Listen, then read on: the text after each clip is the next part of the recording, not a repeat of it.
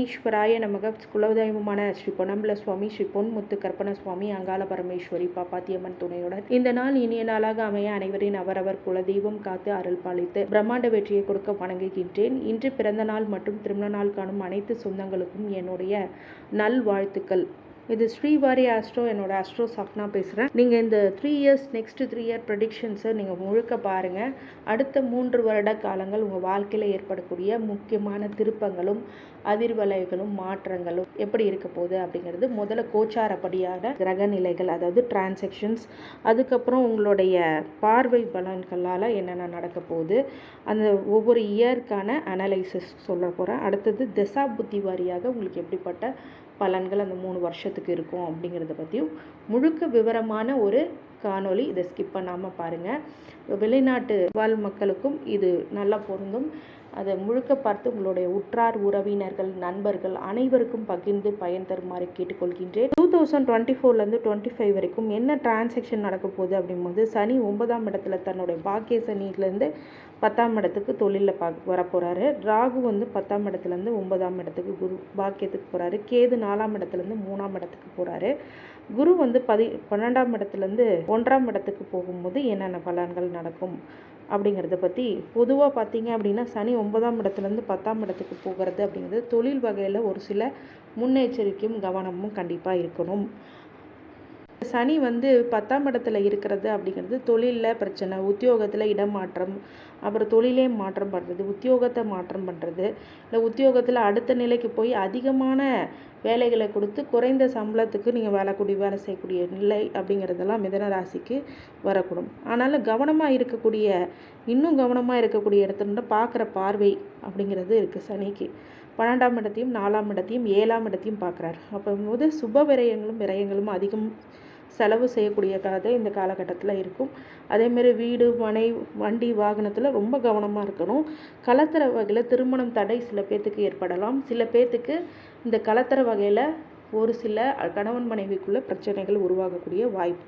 ஆனால் அந்த வருஷத்தில் குரு பகவான் உங்களுடைய ராசிக்கே வராரு அப்படிங்கும்போது ஒரு சில மன உளைச்சல்களை கொடுக்குமே. ஜென்ம குரு வனவாசமே அப்படின்னு நீங்கள் பயப்பட தேவையில்லை. ஆனால் பார்க்குற பார்வையோடைய பலன் அப்படிங்கிறது அடிப்படையில் பார்த்தோம் அப்படின்னா 5ஆம் இடம் 7ஆம் இடம் 9ஆம் இடம் ரொம்ப முக்கியமான இடங்களில் அவர் பார்க்கும்போது புத்திர தடை அப்படிங்கிறது விலகும்.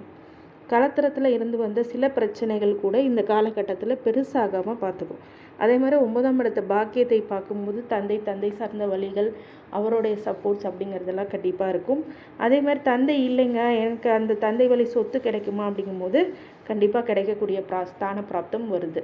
அதே மாதிரி 9ஆம் இடத்துல பார்க்கும்போது வெளிநாடு வெளியூர் பயணங்கள், தூரதேச பயணங்கள்னால் மிகப்பெரிய வெற்றி மற்றும் பொருளாதார ரீதியான முன்னேற்றங்கள் அப்படிங்கிறது கொடுக்கும். ராகு கேது அப்படிங்கிறது பாக்கியத்துக்கு வர்றது அவ்வளோ விசேஷம். ஆனாலும் ஒரு இடத்துலேருந்து இன்னொரு இடத்துக்கு கொண்டு போகும். இந்த 3 கிரகமும் உங்களை வெளியில் தான் கூட்டிகிட்டு போகும். கேது 4ஆம் இடத்துலேருந்து 3ஆம் இடத்துக்கு மறைந்த கேதுவாக வருகிறார். அப்படிங்கிறதுனால மாற்றுப்பாலினத்தினாலோ இல்லை நண்பர்கள் வழியிலையோ இளைய சகோதரர்களோ ஒரு சில தொந்தரவுகள் கண்டிப்பாக உருவாகும்.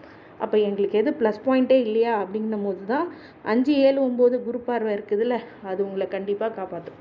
முக்கியமான விஷயங்கள் எல்லாம் குரு பார்க்குறார் அப்படிங்கும்போது அது மிகப்பெரிய ப்ளஸ் தான். ஆனால் அந்த சனி 10ஆம் இடத்துக்கு வர்றது மட்டும்தான் தொழில் முறையில் உத்தியோக முறையில் ரொம்ப கவனமாக இருக்கக்கூடிய காலகட்டம். 2026 தொடரும். சனி 10ஆம் இடத்திலும், ராகு 9ஆம் இடத்திலும், கேது 3ஆம் இடத்திலும், குரு மட்டும் ஜென்மத்திலேருந்து 2ஆம் இடத்துக்கு நகர்ந்து வர்றது மிகப்பெரிய யோகம் அப்படின்னு சொல்லலாம். ஏன்னு கேட்டிங்க அப்படின்னா, ஜென்மத்திலேருந்து வரார் விலகி 2ஆம் இடத்துல தன குடும்ப வாக்குஸ்தானத்தை பார்க்கும்போது பார்வை பலம் 6, 8, 10 பார்க்கும்போது நோய் எதிரி கடன் இருந்தாலும் உங்கள் கட்டுப்பாட்டுக்குள்ளே வரும். இந்த அசிங்கம் அவமானம் வம்பு வழக்கு உங்களுக்கு சாதகமாக முடியும். பொருளாதார ரீதியாக திடீர் அதிர்ஷ்டம்லாம் வரக்கூடிய நிலை வரும். அது மாதிரி 10ஆம் இடத்தையும் பார்க்குறார், தொழிலையும் பார்க்குறார். அப்படிங்கும்போது சனி பார்வையும் அங்கே தான் இருக்குது, குரு பார்வையும் சனி அந்த 10ஆம் இடத்துக்கு தான் இருக்கார். அதில் குருவும் பார்க்கறதுனால இப்போ தொழில் நிறையில உத்தியோக வழியில் ஒரு சில மாற்றங்கள்னால ஒரு சில மன மகிழ்ச்சி ஏற்படும். அந்த அதிக ப்ரெஷர் இப்போ இருக்காது. 2027 சனி 10ஆம் இடத்திலும், ராகு 8ஆம் இடத்திலும், கேது 2ஆம் இடத்திலும், குரு 2ஆம் இடத்துலேருந்து 3ஆம் இடத்துக்கு நகர்ந்து வரார். சரி, இப்போ 10ஆம் இடத்துல சனிங்கிறது மாறவே இல்லை அப்படிங்கும்போது தொழில் முறையில் கவனமாக இருக்க வேண்டியது. ராகு 8ஆம் இடத்துலேருந்து அஷ்டம ராகுவாக வரும்போது சில தொந்தரவுகள், பிரிவு, ஏமாற்றம் அப்படிங்கிறது அடையக்கூடியதாகவும், கேது 2ஆம் இடத்துல இருக்கும்போது குரு பார்ப்பாரா அப்படின்னு கேட்டிங்கன்னா, கண்டிப்பாக இந்த இடத்துல 2ஆம் இடம் வர்றது அப்படிங்கிறது உங்களுடைய சொல், செயல் அப்படிங்கிறதெல்லாம் கொஞ்சம் ஜாக்கிரதையாக இருக்கணும். அவசரப்பட்டு உங்களுடைய வார்த்தைகளை உதிர்க்காதீங்க. குடும்பத்தில் ஜாக்கிரதையாக இருக்கணும்.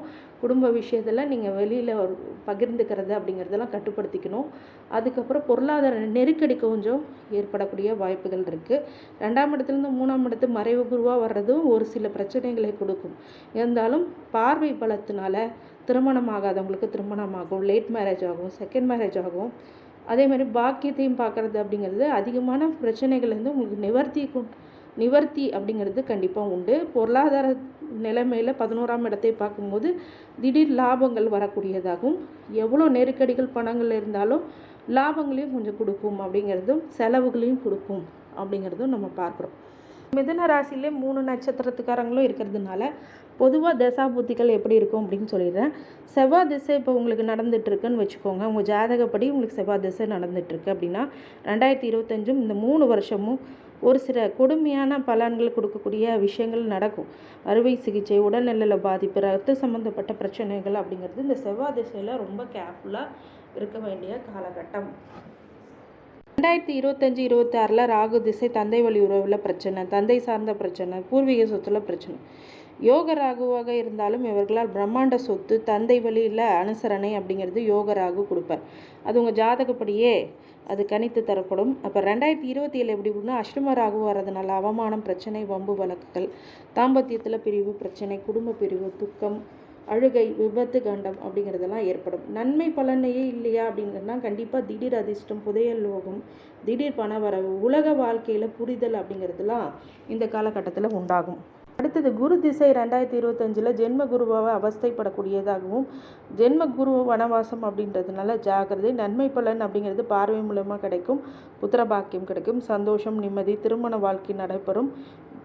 வெளிநாட்டு வெளி மாநிலங்களுக்கு எக்ஸ்போர்ட் இம்போர்ட் துறையில் ஒரு நல்ல வளர்ச்சி, வெளிநாடு சார்ந்த போக்குவரத்தில் லாபம், வெளிநாட்டு வாழ்க்கை அமையக்கூடியதாகவும், அங்கேயே பிஆர்ஓ கிடைச்சிடும். அங்கேயே நீங்கள் ஒரு சிட்டிசன் ஆகக்கூடிய நிலைமையும் இந்த பார்வை பலத்தினால நல்ல பலன்கள் ஏற்படும். 2026 குரு திசை எப்படி இருக்கும் அப்படின்னு கேட்டிங்கன்னா, தன குடும்ப வாக்கில் நன்மை, மறைமுக சூழ்ச்சினால் நோய், எதிரி, கடன் அப்படிங்கிறதுல விடுபடுறது, பெண்கள் மாங்கல்ய பலம் அதிகரிக்கக்கூடிய காலகட்டம், கொடுக்கல் வாங்கலில் நல்ல பரிவர்த்தனை ஏற்படும், தொழிலில் புரிதல் அப்படிங்கிறது உண்டு, தொழில் முன்னேற்றம், வளர்ச்சி, தொழிலில் புது ஸ்டார்ட் அப் பண்ண போகிறீங்கன்னா இந்த காலகட்டம் ரொம்ப நல்லாயிருக்கும்.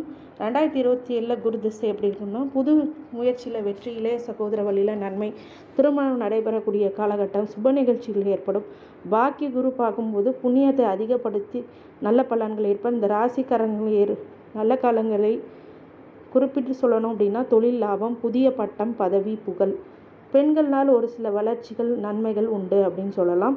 அடுத்தது சனி திசை.